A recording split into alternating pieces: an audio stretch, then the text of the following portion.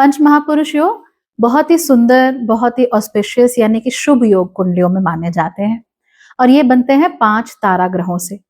अभी तक हमने बात कर ली हंस महापुरुष योग की, शश महापुरुष योग की और रुचक महापुरुष योग की, जो कि बनते हैं गुरु से, शनि से और मंगल से। आज हम बात करने वाले हैं मलव्य महापुरुष योग की, जो कि बनता है शुक्र से। ये एक बेहद खूबसूरत योग है और जिसकी भी कुंडली में होता है उसको यकीनन जीवन में बहुत सारी चीजें, बहुत सारी खुशियां, सुंदर अपीयरेंस सब कुछ देता है। मलव्य महापुरुष योग बनने के लिए कुछ कंडीशंस होती हैं जिन्हें हमें फॉलो करना है। सबसे पहले शुक्र आपकी कुंडली के केंद्र के घरों में यानी पहले, चौथे, 7वें और 10वें घर में होने चाहिए। दूसरी बात, शुक्र केंद्र के घरों में तो हो ही, लेकिन या तो अपनी राशि में या अपनी उच्च की राशि में हो। यानी कि शुक्र को होना होगा तुला राशि में, वृषभ राशि में जो उनकी अपनी राशियां हैं, या फिर अपनी उच्च की राशि मीन में। तभी जाकर मलव्य महापुरुष योग बन पाता है। अगर आपकी कुंडली में ये योग है तो वो कई तरह से आपके जीवन को खुशनुमा, खूबसूरत बनाता है। सबसे पहले, मलव्य महापुरुष योग के होने के कारण आप सुंदर दिखते हैं, अच्छे दिखते हैं, आपकी पर्सनालिटी काफी प्लीजिंग होती है।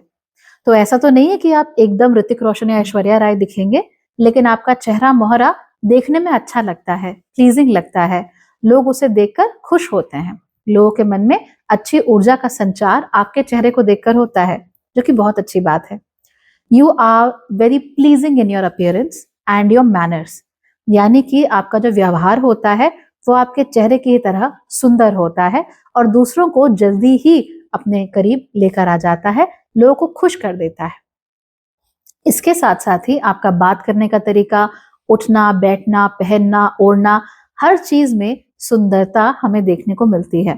There is an element of beauty as well as harmony, जो कि आपके आचार विचार में और आपके शरीर में, आपके चेहरे में हमको साफ नजर आती है। मलव्य महापुरुष योग होने के कारण हाईली लाइकली कि ना सिर्फ आप ऐसे होंगे बल्कि आपके पति या पत्नी भी इसी तरह के हो सकते हैं, खास तौर पे अगर ये योग आपके पहले या 7वें घर में बन रहा हो तो।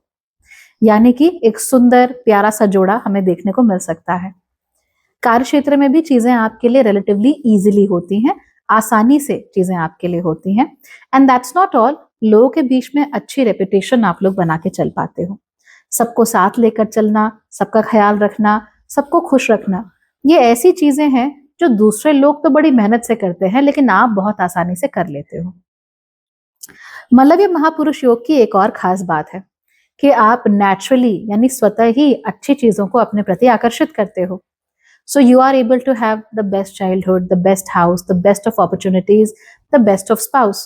जो भी कह लीजिए, हर चीज आपके लिए बेस्ट ऑफ द बेस्ट ही आती है और इसकी वजह से आपका पूरा का पूरा जीवन काफी सुंदर, काफी उच्च भी हो जाता है।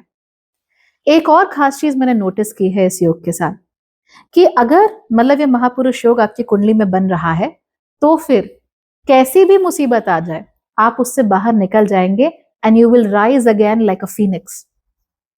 तो फीनिक्स के बारे में कहते हैं ना कि एक ऐसी चिड़िया होती है जो अपने जीवन के अंत में एशेज में चली जाती है, उसको आग लग जाती है, टर्न्स इनटू एशेज, राख बन जाती है और उसी राख से फिर एक और नए फीनिक्स का जन्म होता है। तो you rise from your Ashes like that. इस तरह की चीजें आपको जरूर देखने को मिलेंगी।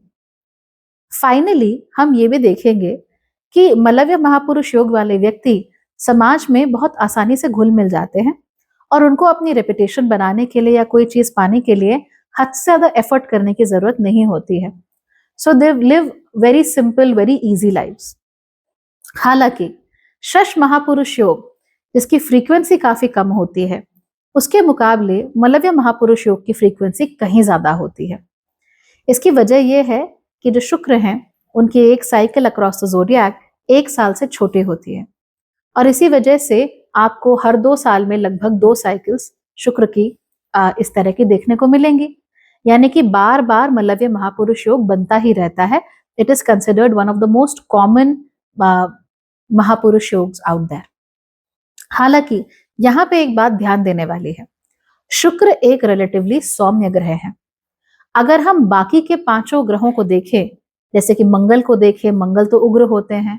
अगर हम गुरु को देखें तो गुरु के ऊपर भी कोई इम्पोज नहीं कर पाता अपने आप को। अगर हम शनि को देखें तो शनि के ऊपर भी कोई इम्पोज नहीं कर पाता। लेकिन शुक्र का स्वभाव सौम्य होता है और सौम्य स्वभाव वाला ये ग्रह दूसरे ग्रहों से कहीं ज्यादा इजीली प्रभावित हो जाता है। इसी वजह से मलव्य महापुरुष योग आपको वैसे तो बहुत कुंडलियों में देखने को मिल जाएगा, लेकिन एक अच्छा योग देखना बहुत ही मुश्किल है। अच्छा कैसे होगा ये, यानी जेन्युइनली इसमें पोटेंशियल कैसे होगा, उसके लिए बहुत जरूरी है कि शुक्र के साथ या शुक्र के ठीक सामने कोई भी ग्रह जो कि मलेफिक इन्फ्लुएंस का है वो ना बैठा हुआ हो, यानी वहां पे शनि राहु केतु ना हो। मंगल भी कुछ हद तक हम उसको यहाँ पर प्रेफरेंस देंगे। साथ ही हमें ये देखना है कि शुक्र के ऊपर किसी मलेफिक प्लैनेट की दृष्टि ना पड़ रही हो। तो जब दृष्टि पड़ रही होती है या फिर कंजंक्शन हो रहा होता है, ऐसी स्थिति में शुक्र अच्छी स्थिति में नहीं होते हैं और उनकी पोटेंसी जो है वो कम हो जाती है। साथ ही साथ आपको ये भी देखना चाहिए कि नवमांश में शुक्र की स्थिति कैसी है। अगर नवमांश में स्थिति ठीक नहीं आई तो हो सकता है कि ऊपर ऊपर से तो योग बन रहा हो बट किसी काम का नहीं हो।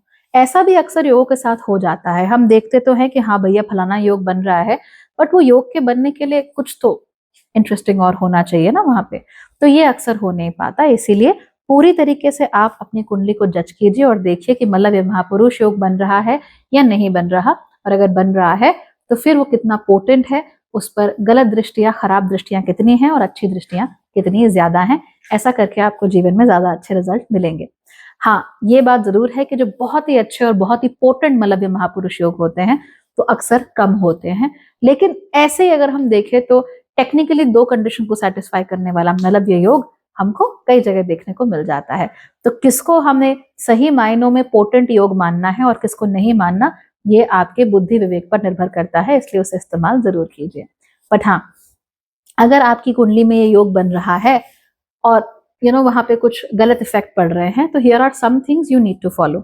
सबसे पहले सुंदरता पर जरूर ध्यान दीजिए, एंजॉयमेंट पर जरूर ध्यान दीजिए, अपने अपीयरेंस को अच्छा बना के रखिए। जीवन में म्यूजिक, आर्ट्स, कल्चर, हर चीज को एंजॉय कीजिए। घर अपना सुंदर समेट कर रखिए, आपके लिए अच्छा रहेगा। इसके साथ साथ ही सुंदर कपड़े पहनिए, अच्छी अच्छी जगहों पर जाइए, खूब एंजॉय कीजिए, खूब खुश रहिए, आपको बहुत अच्छे रिजल्ट देखने को मिलेंगे। साथ ही साथ अगर आप नेचुरली ही पोलाइट नहीं हो पाते या आपको नहीं पता चीजें कैसे करनी है, तो फिर आप इन चीजों को सीखिए, एटिकेट सीखिए, मैनर सीखिए, कैसे खाया जाता है, कैसे बतियाया जाता है, हर चीज सीखने की कोशिश कीजिए। आप आसानी से सीख भी पाएंगे और उसके रिजल्ट्स आपको जरूर अच्छे मिलेंगे। तो चाहे मलव्य योग बहुत अच्छा ना भी बन रहा हो कुंडली में, तो भी आप उसके रिजल्ट्स अपने लिए निकाल कर ला सकते हैं। And it is very easy to do, क्योंकि शुक्र को प्लीज करना और उससे रिजल्ट्स निकालना बिल्कुल भी मुश्किल नहीं होता है। So focus on that and I am sure you will be very very happy. Bye, take care.